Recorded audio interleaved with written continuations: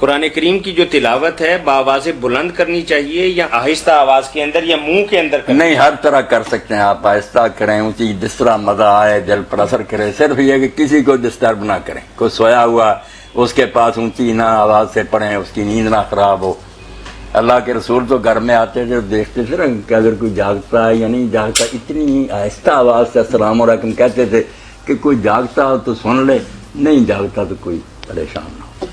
عقل ہونی چاہیے، خراب نہ کرے کہ نماز پڑھ رہا سویا تنگ نہ کرے، اور اگر ایسا حال نہیں تو جس طرح اس کو مزہ آتا نا قرآن تاثیر کرتا پڑھ۔ چلیں یہاں ایک قصہ جو نا قرآن پڑھنے کا وہ بیان کر دیں تاکہ ایمان تازہ ہو جائے کہ یہ عبدالعزیٰ تھا، بتوں کے نام پر نام، کہ عزا کا بندہ، باپ مر گیا تھا، چچا نے پالا ہوا تھا۔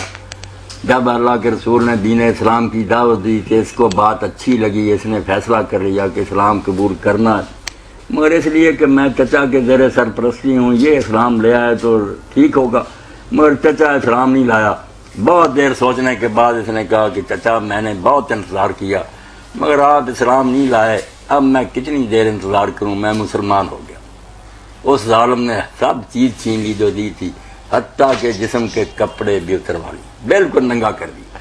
تو یہ پھر اندھیرے میں گھر گیا اور آواز دی کہ ماں میں ننگا ہوں، تیرے پاس کوئی چیز ہے تو میری طرف پھینک۔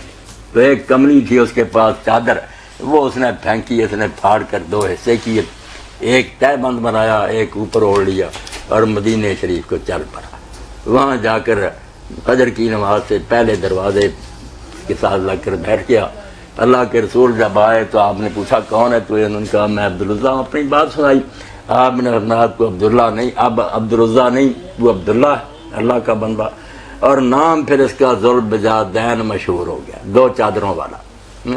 تو یہ پھر قرآن پڑھتا مسجد نبی میں ٹھہرا ہوا تھا صفا میں، تو اونچی آواز سے پڑھ۔ حضرت عمر رضی اللہ نے ایک دن ٹوکا کہ تم اس طرح نہ کیا کر، تو نبی علیہ السلام نے فرمایا کہ عمر اس کو نہ روکو، انہ اواب، یہ اللہ کی محبت میں ڈوب چکا ہے، اس لیے یہ اپنے نشے میں پڑھتا رہتا ہے۔ تو جب تبوک سے رسول اللہ واپس لوٹے، یہ ساتھ ہی تھا، فوت ہو گیا، رات کا وقت تھا۔ تو عبداللہ ابن مسعود رضی اللہ عنہ کہتے ہیں مجھے جاگ آئی تو میں نے دیکھا کہ ایک طرف جو ذرا روشنی تھی، چراغ جل رہا، میں وہاں گیا تو قبر تھی۔ اس وقت رسول کریم نے اس طرح اپنے بازوؤں پر اس کو لیا، لید میں اتار رہے تھے، اور وہاں یا اللہ کے رسول نے کہا کہ اللہ اس وقت تک جب یہ دنیا سے گیا ہے تیرا رسول اس سے راضی رہا، اور میری دعا کہ تو بھی اس سے راضی ہو جا۔ تو حضرت عبداللہ بن مسعود کہتے ہیں اس وقت میں نے چاہا کہ کاش اس کی جگہ یار میں مرا ہوا ہوتا اور حضور میرے حق میں یہ سفارش کر دیتے کہ مرتے دم تک میں اس سے راضی رہا ہوں، اے اللہ تو بھی اس سے راضی ہو جا۔ یہ عبداللہ اونچی آواز سے پڑھتا تھا، بس نشے میں ہوتا تھا، عبداللہ ذوالبجادین۔ تو آخر میں یہ اللہ کے رسول اور اس کے ساتھی کا تذکرہ ہو گیا۔ مجھے اور آپ کو اس میں بالکل ایمان کی چاشنی ملی۔ وہ دور ہی کیسا تھا، خوشاب وقت کے یسر مقام تھا تیرا۔ اقبال کہتے ہیں وہ زمانہ کیسا تھا جب اللہ کے رسول آپ مدینہ میں رہتے تھے، خوشاب کے وہ دور کے دیدار عام تھا تیرا۔ وہ زمانہ کیسے ملے گا کہ جو جی چاہتا تھا آپ کو جا کر دیکھ لیتا تھا۔ اب کیا ہے کہ روضہ رسول پر جاتے ہیں ہم، روتے ہیں، دعائیں کرتے ہیں، درود شریف پر زیارت تو نہیں ہوتی، سلام ہمارا پہنچ جاتا۔ مولانا ہمارے پاس وراثت کے 3-4 سوالات ہیں۔ ایک تو سوال یہ ہے کہ کیا جہیز کی ادائیگی سے بچی کا موروثی حق ساقط ہو جاتا ہے؟ نہیں، کوئی شک نہیں ہوتا۔ یہ ہندوانہ ذہن ہے کہ ہم نے دان دے دیا تھا، بس اس کا حصہ پورا ہو گیا، جائیداد سے کیا دیں۔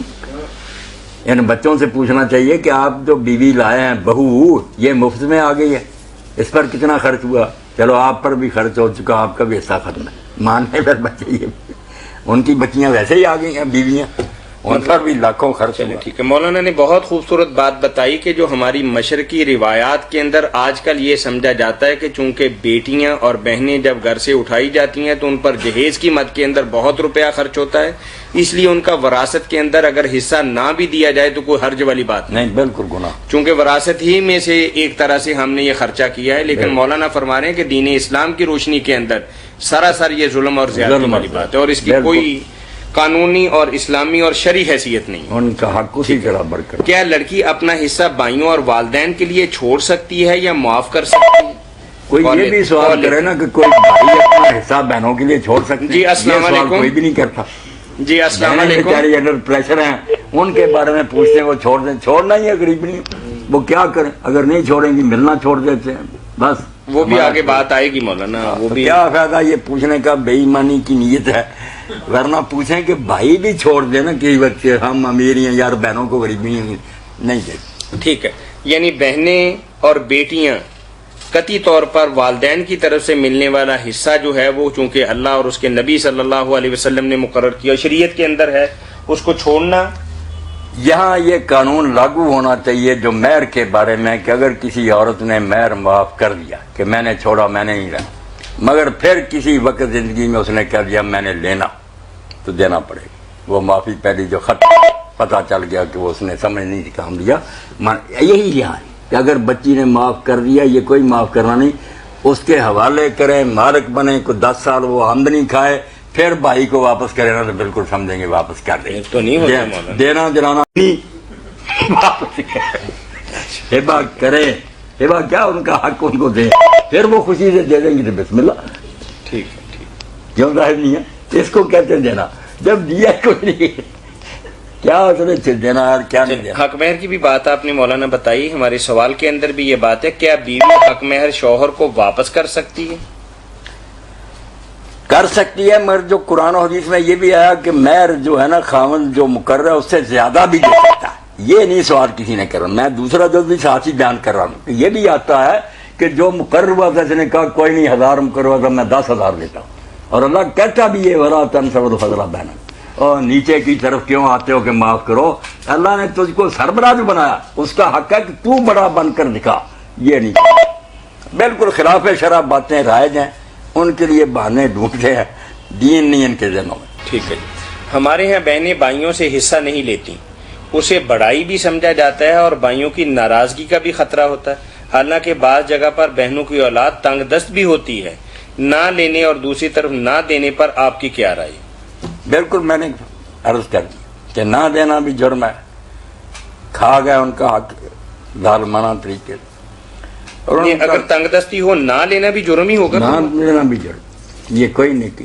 آپ کے سامنے جب کوئی آدمی آیا اور اس نے ایک سونے کا ڈلا لا کر صدقے کے طور پر دیا, حالانکہ اس کے لیے پہلے جمعہ آپ نے اپیل کی, بڑی مشکل سے چندہ ہوا, آپ نے اٹھایا اور اس طرح زور سے پھینکا کر لگ جاتا تو اس کا منہ ٹوٹ جاتا.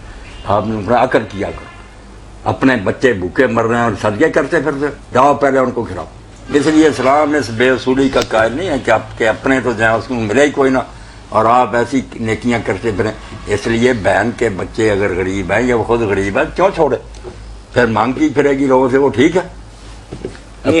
اپنے بچے تنگ ہیں تو بہن ببانگے دوہل یہ مطالبہ کر سکتی, بالکل کر. اس کو کہ آپ بھائی لیتے ہیں حصہ, کوئی شرمسار ہوتے ہیں, یا یہ بڑائی ہے, میرا حصہ قرآن نے نہیں بنایا, میں نہیں اس باپ پر ماں سے پیدا ہوئی, ٹھیک ہے, اللہ نے میرا حصہ آدھا رکھ دیا. یہ بھی تم لوگوں پر بڑی اللہ نے مہربانی فرمائی کہ تم نے اپنا خرچ بھی اٹھانا ہے, ماں باپ کا میرے ذمہ خرچہ تو کوئی نہیں نا, میں نے لے ہی لینا, میرا خرچہ خود میرے خاوند نے دینا, میرے بچوں کو میرے اوپر ذمہ داری کوئی نہیں, اس لیے مجھے آدھا ہی کافی ہے. آپ لوگوں کی ذمہ داریاں زیادہ ڈبل ملا, ٹھیک ہے, اللہ نے انصاف کیا, مجھے آپ آدھا بھی نہیں دیتے مجھے. ٹھیک ہے مولانا, دیں, مالک بنائیں, کچھ دیر وہ فائدہ اٹھائے, پھر واپس کریں, پھر ہم مانیں گے کہ بہن نے بھائی دے دیا واپس. ایک تو برائی بھی سمجھا جاتا ہے کہ چلیں گے ہم بھائیوں کے ساتھ ایک معاملہ. السلام علیکم ورحمۃ اللہ. وعلیکم السلام. جی بھائی, شاید یہ آپ سے پوچھنا چاہتا ہوں کہ گھر میں لڑائیاں کس وجہ سے ہوتی ہیں؟ یہ تو آپ بتائیں گے نا. لڑائیاں آپ دونوں کرتے ہیں, پوچھتے ہیں ہم سے, آپ بتائیں نا آپ کیوں لڑتے ہیں. یہ تو آپ بتا سکتے ہیں جو لڑتے ہیں, ہم آپ کی نیت کو کیا سمجھ سکتے ہیں کہ کیا ہو گیا آپ کو کہ آپ گھر میں لڑتے ہیں. ذرا میرے بتائی بھائی, پھر اس کا کوئی حل کریں, کس وجہ سے لڑتے ہیں, چلو اس کا کوئی حل تجویز کریں. اب پہلے ہم یہ غیب بتائیں کہ آپ کو کیوں لڑائی. میرے بھائی ذرا بتائیں نا کہ کیا بیماری ہے آپ کو, یہ دوسرے گھر والوں کو, کہ بجائے محبت اور آرام سے رہنے کے آپ لڑتے رہتے. ٹھیک, جزاکم اللہ خیرہ. مولانا میں سوال پڑھ رہا تھا وراثت کے حوالے سے کہ ہمارے ہاں بہنیں بھائیوں سے حصہ نہیں لیتی. باقی میں اپنے بہنوں بھائیوں سے یہ کہوں گا کہ اللہ تعالیٰ سے مدد مانگنی چاہیے. سورہ فاتحہ جو ہے نا 45 بار پڑھ کر کسی وقت گھر میں جو چینی اور نمک استعمال ہوتا نا کچن میں, اس پر پھونک مارے، دم کرے، سارے کھائیں، انشاءاللہ موافقت ساتھ جاری ہوگی، صلح ہوگی، محبت سے رہیں گے، بچے بھی فرما بردار ہوں گے۔ یہ کرنا چاہیے، 45 بار سورہ فاتحہ الحمد شریف پڑھ کر دم کر دیا۔ اللہ مہربانی فرمائے، خیر کرے، ٹھیک ہے۔ صلح کی زندگی اچھی زندگی ہے، لڑائی جھگڑا کیا ہے، بے برکتی اور نحوست ہی ہے نا۔